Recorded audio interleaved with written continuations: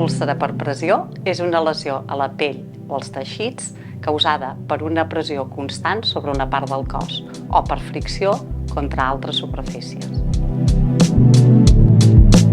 Les zones més habituals on solen aparèixer les úlceres per pressió són l'esquena, la zona del sacre, els talons, el maluc, els colzes o el cap a la zona occipital.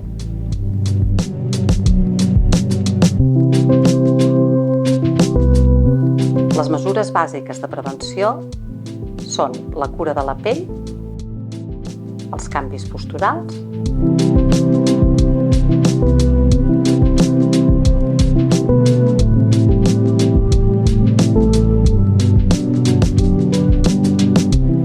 rentar la pell amb aigua tèbia i sabons suaus.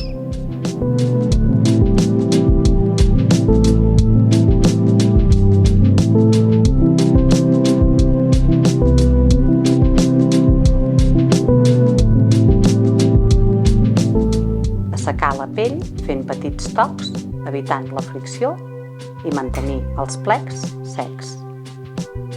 Aplicar cremes hidratants diàriament. No utilitzar colònies ni alcohol. En el cas dels pacients incontinents, cal mantenir la pell neta i seca. S'aconsella fer servir llençols de fibres naturals i sense arrugues.